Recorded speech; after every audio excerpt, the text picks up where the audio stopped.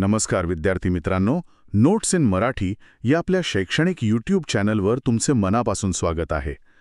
आज आपण एका अशा विषयावर बोलणार आहोत जो आपल्या पुस्तकात असतो, पण त्याचं खरं रूप आपल्या आजूबाजूला, आपल्या घरात आणि आपल्या भविष्यात दडलेला आहे. विषय आहे संसाधने आणि विकास. आपल्याकडे यावर काही माहितीपूर्ण साहित्य आहे, पण आज आपण फक्त व्याख्यापाठ करणार नाही आहोत, तर एक मर्म उलगडणार आहोत. मर्म हे की ज्या राज्यांच्या जमिनीखाली अब्जावधी रुपयांचा खजिना दडलेला आहे, तिथले लोक देशात सर्वात गरीब का आहेत.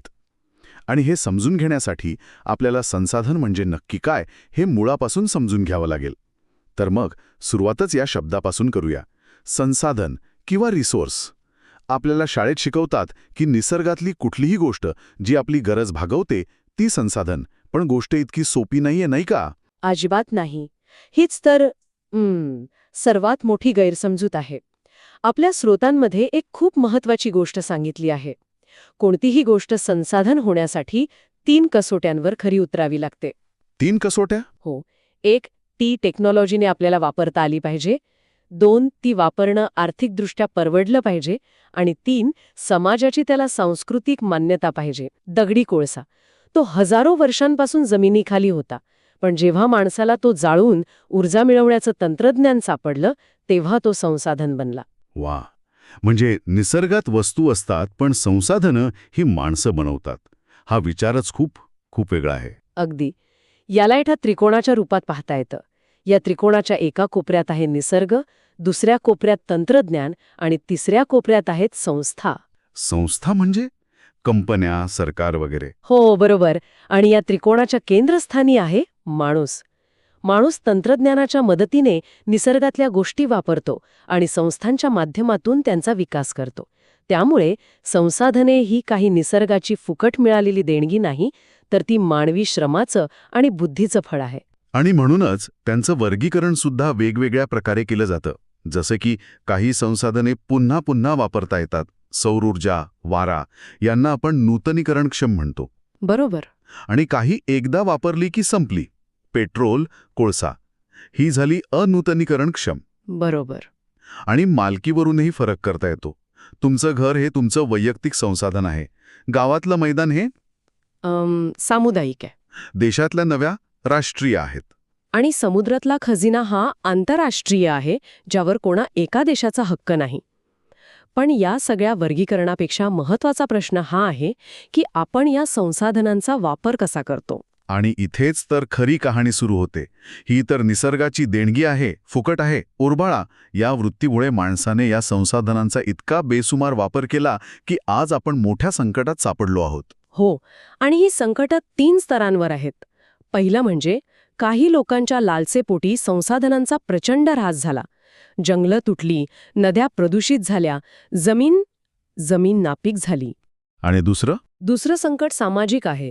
ही संसाधने काही मोजक्या लोकांच्या किंवा कंपन्यांच्या हातात गेली.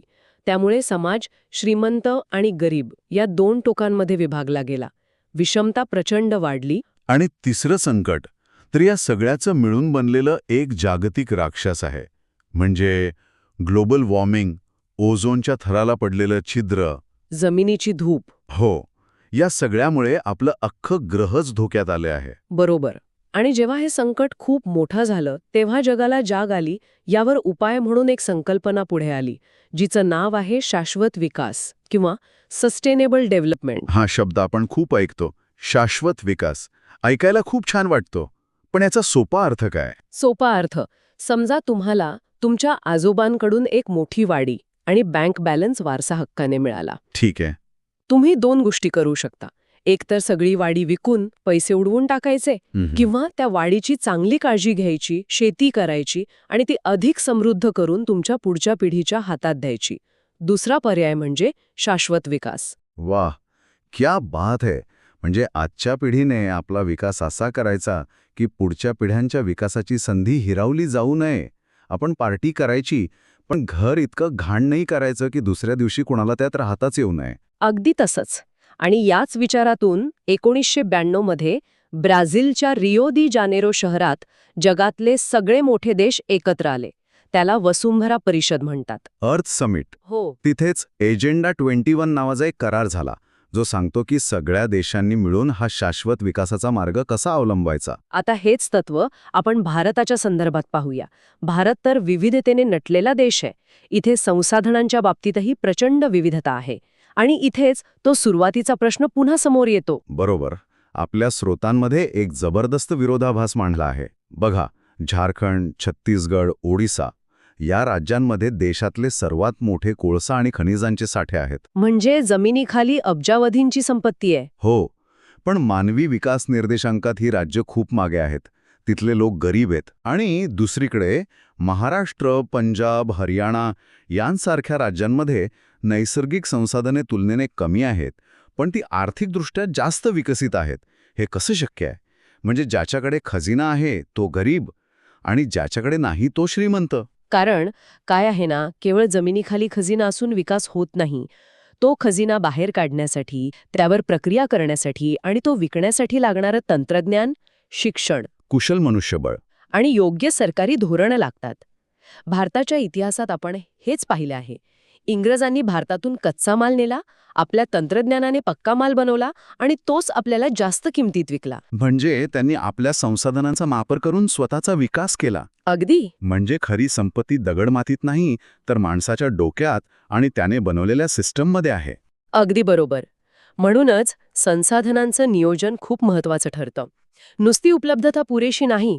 अरुणाचल प्रदेशात प्रचंड जलसंपदा आहे, पण वीज बनवण्यासाठी आणि ती देशाच्या कानाकोपऱ्यात पोहोचवण्यासाठी पायाभूत सुविधा नाहीत. आणि राजस्थानमध्ये सौर आणि पवन ऊर्जा भरपूर आहे, पण तिथे पाण्याची कमतरता आहे. बरोबर.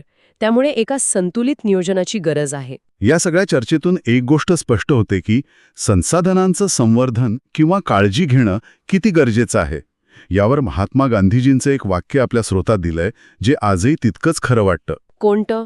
ते म्हणाले होते, जगात प्रत्येकाची गरज पूर्ण करण्यासाठी पुरेसं आहे, पण कुणा एकाची लालसा पूर्ण करण्यासाठी नाही. There is enough for everybody's need and not for anybody's greed. किती खोल विचार आहे हा. गांधीजी मास प्रोडक्शन म्हणजे मोठ्या कंपन्यांनी केलेल्या उत्पादनाच्या विरोधात होते. अच्छा. त्याऐवजी ते प्रोडक्शन बाय मासेस म्हणजे सामान्य लोकांनी केलेल्या उत्पादनाच्या बाजूने होते. त्यांचा भर निसर्गाशी जुळवून घेण्यावर होता, निसर्गाला उरबाडण्यावर नाही. पुढे जाऊन 1987 साली ब्रुंडलँड कमिशनच्या अहवालाने गांधीजींच्या याच विचाराला जागतिक पातळीवर शाश्वत विकास या नावाने मांडलं. आता आपण एका विशिष्ट पण सर्वात महत्त्वाच्या संसाधनाकडे वळूया. जमीन. आपण याच जमिनीवर राहतो, शेती करतो, घरं बांधतो, कारखाने चालवतो. भारताच्या जमिनीचं स्वरूपही मोठं वैविध्यपूर्ण आहे. हो ना. जवळपास 43% जमीन सपाट मैदानी आहे, जी शेती आणि उद्योगांसाठी सर्वोत्तम आहे. हो, आणि सुमारे 30% भाग पर्वतांचा आहे, जिथून आपल्या नद्या उगम पावतात आणि जे पर्यटनासाठी महत्वाचे आहेत. उरलेला 27% भाग पठारी आहे, जो खनिजे आणि जंगलांनी समृद्ध आहे. पण आपण या जमिनीची काळजी घेतोय का? उत्तर सोपं आहे, नाही. नाही. मानवी हस्तक्षेपामुळे जमिनीचा दर्जा प्रचंड खालावत चालला आहे, ज्याला लँड डिग्रेडेशन म्हणतात. म्हणजे नेमकं काय होतंय? काही उदाहरणं देता येतील का? नक्कीच. झारखंड, छत्तीसगड सारख्या राज्यांमध्ये खाणकाम करून झाल्यावर त्या खाणी तशाच उघड्या सोडल्या जातात. त्यामुळे जमीन कायमची नापीक होते. अरे रे. गुजरात, राजस्थानमध्ये प्रमाणापेक्षा जास्त चराईमुळे जमिनीवरचं गवत नाहीसं होतं आणि जमिनीची धूप होते. आणि पंजाब, हरियाणाचं उदाहरण तर अजूनच धक्कादायक आहे. हरित क्रांती यशस्वी करण्यासाठी तिथे प्रचंड पाणी वापरलं गेलं. अतिसिंचनामुळे जमिनीखालचे क्षार वर आले आणि आज हजारो हेक्टर जमीन क्षारपड झाली आहे. म्हणजे एकेकाळी सोनं पिकवणारी जमीन आज नापीक होण्याच्या मार्गावर आहे. हा विकासाचा विरोधाभास नाही का? आहेच. यावर उपाय म्हणजे जंगलतोड थांबवून वनीकरण करणे, चराईवर नियंत्रण ठेवणे आणि औद्योगिक सांडपाण्यावर प्रक्रिया करूनच ते सोडणे. हे उपाय सोपे वाटतात, पण त्यांची अंमलबजावणी करणं हे एक मोठं आव्हान आहे. जमिनीच्या या मोठ्या चित्रातून आता आपण तिच्या सर्वात वरच्या आणि सर्वात जिवंत थरावर येऊया, म्हणजेच मृदा किंवा माती. असं म्हणतात की 1 इंच मातीचा थर तयार व्हायला हजारो वर्ष लागतात. आणि आपण तो काही मिनिटांना नव्हे करू शकतो. भारतात हवामान आणि खडक रचनेनुसार अनेक प्रकारची मृदा आढळते. यातल्या 2 प्रमुख मृदा भारताची कहाणी सांगतात. कोणत्या 2? पहिली म्हणजे गाळाची मृदा, अल्युव्हियल सॉइल. गंगा, सिंधू, ब्रह्मपुत्रा या नद्यांनी वाहून आणलेल्या गाळातून ही बनली आहे.